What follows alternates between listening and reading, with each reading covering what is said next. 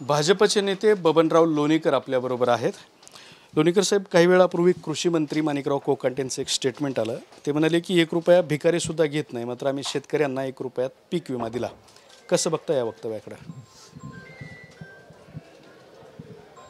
माननीय कोकाटे साहेब काय बोलले मी बघितलं नाही, परंतु राज्याचे मुख्यमंत्री देवेंद्रजी फडणवीस, उपमुख्यमंत्री अजितदादा पवार आणि एकनाथरावजी शिंदे आमच्या सरकारनं 1 रुपयामध्ये शेतकऱ्यांचा पीक विमा देण्याचा निर्णय घेतलेला आहे। माननीय नरेंद्र मोदीजी यांनी शेतकऱ्यांसाठी गेल्या 10 वर्षात पीक विमाच्या संदर्भात निर्णय घेतलेला आहे। 98% पैसा हा केंद्र सरकार आणि राज्य सरकारनं तिजोरीतनं पीक विम्याचा भरायचा आणि 2% शेतकऱ्यांनी भरायचे। मात्र त्यातही आता राज्य सरकारनं शेतकऱ्यांनी 1 रुपया फक्त पीक विमा भरायचा आहे आणि बाकीचे 99% पैसे हे केंद्र आणि राज्य सरकार भरेल। अतिवृष्टी आहे, गारपीट आहे, दुष्काळ आहे, कुठलंही आपत्कालीन संकट आलं तर आता 99% रक्कम ही केंद्र आणि राज्य सरकार भरेल आणि 1% 1 रुपया लाभार्थी शेतकऱ्यांनी भरायचा आहे। अशी ही महत्त्वाकांक्षी पीक विम्याची योजना आहे। यामध्ये बदल आता असा होतोय की 1 रुपयाऐवजी ही योजना 100 रुपयावरती जाणार आहे, कारण जी 400 कोटी रुपये सरकारकडून आलेली आहेत, तर ही 100 रुपयावर योजना नाही नेली तर विमा कंपन्यांना ते 400 कोटी रुपये द्यावं लागणार आहेत। त्यामुळे 1 रुपयाऐवजी 100 रुपये असा अहवाल तयार करण्यात आला आहे। नाही, या संदर्भात राज्याचे मुख्यमंत्री बोललेले आहेत, माननीय एकनाथराव शिंदे बोललेले आहेत की आम्ही कुठल्याही योजना जाहीर केल्यानंतर, त्याची घोषणा केल्यानंतर पाठीमागं जाणार नाही आणि केंद्र सरकार आणि राज्य सरकार यांनी ही पीक विम्याची रक्कम भरायची आहे। त्याच्यामध्ये काही जिल्ह्यामध्ये प्रॉब्लेम आहेत, काही तक्रारी झाल्या, पीक विम्याच्या नावाखाली काही अपहार झाला, भ्रष्टाचार झाला, बोगल क्षेत्रफळ दाखवलं आणि खोटा पीक विमा उचलला। म्हणजे ज्या ज्या जिल्ह्यात अशा काही घटना झाल्या त्यावर सरकारनं काय कठोर कारवाई करायची ते करावी। मात्र 1 रुपयात पीक विमा बंद होणार नाही, हे मुख्यमंत्री, अर्थमंत्री आणि उपमुख्यमंत्री एकनाथराव शिंदे यांनी जाहीर केलेलं आहे। त्यामुळं एखादी योजना काही जिल्ह्यामुळं किंवा काही गावामुळं बदनाम होत असेल तर त्याच्यावर कारवाई होईल, मात्र योजना बंद करू नये हीच आमची सभागृहातली भूमिका असेल। गेल्या 2 दिवसातला एक चर्चेतला विषय होता, शरद पवारांनी एकनाथ शिंदेंचं कौतुक केलं आणि त्यांचा सत्कार केला। त्या सत्कारावरती संजय राऊत असेल किंवा संपूर्ण उद्धव ठाकरे गटाने शरद पवारांवरती टीका केलेली आहे। त्यातून काही जणांनी असा अर्थ काढला की आता महाविकास आघाडी संपलेली आहे। तुम्ही कसं बघता या सगळ्या विषयाकडे? संजय राऊत रात्री काय बोलतात, रात्री बोललेलं सकाळी दुसरं काहीतरी बोलतात आणि संजय राऊत कुठल्या कशात बोलतात हे कळणार नाही आहे आणि संजय राऊत यांच्यावर प्रतिक्रिया देणं हे काही योग्य नाही आहे। ठीक आहे, राजकारण आहे, राजकारणातले एकमेकाचे विरोध असतात, मात्र शरद पवार साहेबांच्या हातून त्यांचा जो काही सत्कार झाला असेल, सन्मान झाला असेल, तर एखाद्या राज्याच्या मुख्यमंत्र्यांनी चांगलं काम केलं तर त्याचा सत्कार करणं काही वाईट नाही आहे। त्यांच्या कार्यकाळात ज्या काही महाराष्ट्रात कल्याणकारी योजना राबवलेल्या आहेत, एकनाथराव शिंदे आमचे देवेंद्र फडणवीस साहेबांनी लाडकी बहीण आणली। या लाडक्या बहिणीमध्ये माझ्या एका मतदारसंघात 1,10,000 महिलांच्या खात्यात पैसे पडले। अशा काही पीक विम्याची योजना आहे, लाडकी बहीण योजना आहे, किसान सन्मान योजना राज्याची आहे। राज्यामध्ये राज्याची घरकुलाची योजनाच नव्हती, अहिल्याबाई होळकर योजना घरकुलाची राज्य सरकारनं आणली। यशवंतराव चव्हाण यांच्या नावानं भटक्या विमुक्तासाठी योजना आणली। माननीय मोदीजींच्या नावानं मोदी आवास योजना आणली। माझ्या एका विधानसभेत 15,000 घरं मंजूर झालेत। एकनाथराव शिंदे यांच्या नेतृत्वात सरकारनं चांगलं काम केलं असेल आणि एखाद्या संस्थेच्या हातानं किंवा शरद पवार साहेबांच्या हातानं त्यांचा गौरव होत असेल, सत्कार होत असेल तर याच्यात वावगं काही नाही। संजय राऊत हे प्रसिद्ध आहेत, जागतिक पातळीवरचे ते प्रवक्ते आहेत आणि कधी कधी कुठल्या नशात बोलतात हे कळत नाही. त्याच्यामुळं काही चांगलं येतच नाही त्यांच्या तोंडून.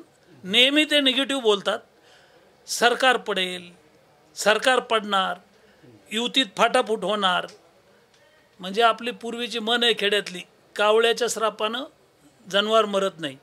हे टपून आहेत की कधी कधी शिक्याचा पाय तुटतो आणि मांजरीचा पांग फिटतो.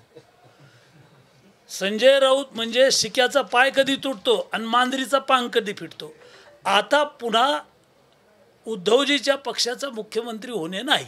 त्याच्यामुळं संजय राऊत हे जर असंच बोलत राहिले तर त्यांना उपचाराची गरज आहे असं मला वाटतं. लोकसभा निवडणूक झाली, विधानसभा निवडणूक झाली. तुमच्या जिल्ह्यातले सातत्याने निवडून येणारे दोन व्यक्ती पराभूत झाले. त्यातलं एक नाव रावसाहेब दानवे आणि दुसरं राजेश टोपे. मात्र या सगळ्या वादळांमध्ये तुमचं झाड मात्र अत्यंत ताकदीनं शाबूत उभं आहे. काय सांगाल? जालना जिल्ह्यामध्ये मराठा आरक्षणाचा मोठा लढा होता. संपूर्ण राज्याचं लक्ष जालना जिल्ह्यावर होतं. घनसावंगी आणि परतूर आम्ही 2 विधानसभा मतदारसंघ एकाला एक लागून आहो. मात्र माझ्या भारतीय जनता पक्षाच्या कार्यकर्त्यांनी एकाएकी लढत दिली. एकनाथराव शिंदे साहेबांच्या पक्षाचा उमेदवार उभा होता जिल्हा प्रमुख, त्याला 1600 मतं पडली. नवीनच अजितदादा पवार हे पक्षातून बाहेर पडल्यानंतर राष्ट्रवादीचा जो तिथालचा गट आहे तो फुटला नाही. असं असताना भारतीय जनता पक्ष एकाएकी ताकदीनं लढला आणि ताकदीनं लढल्यानंतर पक्षाच्या कार्यकर्त्यांच्या बळावर मतदारसंघातल्या जनतेनं मला 5व्यांदा विधानसभेत पाठवलं आहे. आता मी 5व्यांदा निवडून आलेलो आहे. आमच्या जिल्ह्यामध्ये 5 पैकी 5 भारतीय जनता पक्षाचे 3 आणि एकनाथराव शिंदे साहेबांच्या पक्षाचे 2 आमदार निवडून आलेले आहेत. महायुती आता पूर्वीपेक्षा भक्कम झालेली आहे. आता आगामी जिल्हा परिषद पंचायत समितीच्या निवडणुकासुद्धा आम्ही ताकदीनं लढू. भारतीय जनता पक्ष नंबर 1चा पक्ष असेल आणि एकनाथराव शिंदेंच्या पक्षाचे 2 आमदार आहेत. त्यामुळं महायुतीला जिल्हा परिषद आता आम्हाला ताब्यात घ्यायची आहे. जिल्ह्यातल्या नगरपालिका आहेत, पंचायत समित्या आहेत, आम्ही ताकदीनं लढू. हे सगळं ताकदीनं लढत असताना तुमचे जे खासदार होते जिल्ह्याचे रावसाहेब दानवे हे मात्र पराभूत झालेले आहेत. तुमच्यातला आणि त्यांच्यातला बेबनाव काही लपून राहिलेला नाही. जिल्ह्यावरच्या वर्चस्वाची तुमच्या दोघांमधली लढाई बऱ्याचदा वेगवेगळ्या कारणाने समोर आलेली आहे. रावसाहेब दानवेंच्या पराभवाचं काय कारण असू शकतं, काय वाटतंय? माननीय रावसाहेबजी दानवे का निवडून आले ह्याचं उत्तर तर त्यांच्याकडंच सापडेल. माझ्याकडं काही याचं उत्तर नाही आहे. आणि खूप वेळा निवडून दिल्यानंतर काही नाराजी वाढत असते. आता ते कशामुळं पडले, काय पडले, तसं तर 5 वर्षापासून आम्ही एकमेकाला कमी बोलतो. त्याच्यामुळं तुमच्या जवळचे मित्र आहेत ते अधिकचं तुमच्याजवळ चांगलं बोलून दाखवतील. तुम्ही त्यांच्याशी भेटून त्यांची मुलाखत घ्या की यावेळेला नेमकं झालं काय. पण मराठा आरक्षणाचं मोठं जिल्ह्यामध्ये आंदोलन झालं. ओबीसीच्या आंदोलनाचं केंद्रसुद्धा जालना होतं. भूकंपाचं केंद्रबिंदू जसं किल्लारी होतं लातूरचं, तसं राज्यातल्या दोन्ही आरक्षणाचं केंद्र हे जालना होतं. आणि जनतेनं योग्य माणसांना, योग्य लोकांना न्याय दिलेला आहे. त्यामध्ये मलाही लोकांनी 5व्यांदा निवडून दिलेलं आहे. पण भूकंपाचे धक्के त्यांनाच का बसले, तुम्हाला काही बसलेले दिसत नाहीत? भूकंपाचे धक्के हे टोपेंच्या मतदारसंघात पाहायला गेलं तर मला बऱ्यापैकी जवळ आहे.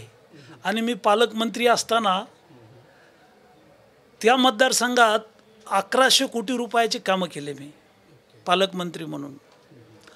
आणि त्या मतदारसंघाचा विकास केला.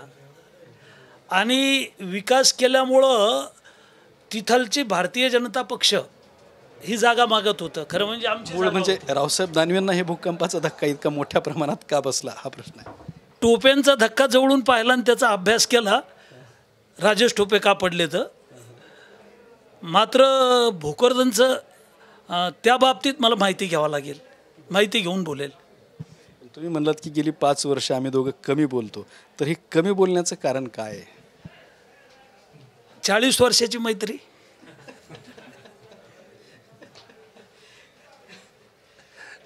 काय नक्की माहिती असं घडलं? टीव्हीवरच्या ऐवजी बोलू आपण एक दिवस निवांत. त्यांना आणि तुम्हाला एकत्रित जेवायला बोलवतो. हे मला ऐकण्यापेक्षा तुमच्या जालना जिल्ह्यातल्या लोकांना जास्त समजून घेण्यामध्ये इंटरेस्ट आहे. तर तेवढ्या सगळ्यांना जेवायला बोलवणं शक्य नाही, त्यामुळे तुम्ही कॅमेऱ्यासमोर बोललात तर चांगलं आहे. हे बघा, वर्षानुवर्ष आमदार, वर्षानुवर्ष खासदार, जसं आता मी 8 वेळा विधानसभेची निवडणूक लढलो, 5 वेळा निवडून आलो, मी सुद्धा 3दा पडलो, सरपंच झालो, 9वी निवडणूक, जिल्हा परिषद सदस्य 10वी निवडणूक, म्हणजे 10 निवडणुकीतल्या 3 निवडणुका मी सुद्धा हरलो, 7 वेळा जिंकलो. तर शेवटी जनतेचा कौल आहे आणि तो मान्य करावा लागतो. या दोन्ही आंदोलनाचं केंद्र आमचं जालना होतं. थोडंसं त्याच्या पुढे गेलो आहे आपण. तुम्ही एकमेकांशी कमी का बोलताय या ठिकाणी होतो आपण. आता खरं तर गोड मैत्री करायला हरकत नाही, चांगले दिवस आहेत. दुसरा महत्त्वाचा मुद्दा, पुढचा प्रश्न विचारतो. राजेश टोपेचा आणि तुमचा जिल्हा मध्यवर्ती बँकेच्या वेळेला संघर्ष पाहायला मिळाला होता. तुम्ही अगदी कठोर म्हणावी अशी शिवीगाळ राजेश टोपेंना केली होती आणि मी जेव्हा तुम्हाला भेटलो त्यावेळेला तुम्ही म्हणाला होतात की राजेश टोपे म्हणजे उसातून जायचं आणि पाचट अंगाला लागू द्यायचं नाही. त्यांच्या पराभवाचं काय कारण वाटतंय? मतदारसंघात खूप मोठा विकास केल्याचं कारण असेल. 100 गावात जायला रस्ताच नाही आहे, उडगेटकले खड्डे, मला लागून मतदारसंघ आहे. लोकांनी तुलना केली की बबनराव लोणीकरांचा मतदारसंघ बारामतीच्या बराबरीने झाला. 300 गावाला डांबर रोड, 300 गावाला सिमेंट रोड, 300 गावात सभागृह, शाळा खोल्या, 200 गावात पिण्याच्या पाण्याची फिल्टरची वॉटर ग्रीड, 600 कोटी रुपयाची ही वॉटर ग्रीड आहे. माझ्या मतदारसंघात तुलनात्मक मी 5 वर्ष मंत्री होतो. मी काय केलं आणि त्यांनी 15 वर्ष मंत्री होते ते काय केलं, याच मुद्द्यावर प्रचार झाला. आणि भाजपच्या आमच्या सगळ्या कार्यकर्त्यांनी जीव ओतून हिकमतराव उडानचं काम केलं. आमचं तुळशीचं पान आम्ही हिकमतराव उडानांच्या पारड्यामध्ये टाकलं आणि महायुतीची हवा होती, त्याच्यामुळं या सगळ्या गोष्टी झाल्या. राजकारणात विश्वासार्हता महत्त्वाची आहे. ज्या गोष्टी 3 माजी आमदार, भाजपचे पदाधिकारी, शरद पवार गटाचे पदाधिकारी, शिंदेसाहेबाच्या गटाचे पदाधिकारी, अजितदादा पवार यांच्या गटाचे पदाधिकारी, चेअरमन कुणाला करायचा हा विषय होता. त्याच्यामध्ये आमच्याकडून आम्हाला वाटत होतं की भाजपचा चेअरमन करावा, मग त्यांना वाटत होतं की त्यांच्या भावाला करावं. मग ह्या गोष्टी 2 बैठका झाल्या, मिटिंग झाल्या, 5-5 तास बसलो आम्ही, 2 दिवस गेले त्याच्यामध्ये. आणि त्याच्यामध्ये ठरलं की उपाध्यक्षपद हे बँकेचं भाजपकडं आणि अध्यक्षपद त्यांच्याकडं. शेवटच्या दिवशी त्यांनी दगाफटका केला. माझा एकट्याचं नाही, हे दगाफटकाच भावला. कोणाला पंचायत समिती सभापती करतो, कोणाला जिल्हा परिषदचा अध्यक्ष करतो, कोणाला मार्केटचा सभापती करतो आणि त्याच्यातून मग ही त्यांची राष्ट्रवादीची मंडळी दुखावली. म्हणजे थोडक्यात राजेश टोपे हे दगाफटका करणारे व्यक्ती होते असं तुमचं आले. तर हे होते बबनराव लोणीकर, त्यांनी आपली प्रतिक्रिया दिलेली आहे. कॅमेरामॅन अमित अडेसोबत दत्ता कानवटे, TV9 मराठी, छत्रपती संभाजीनगर.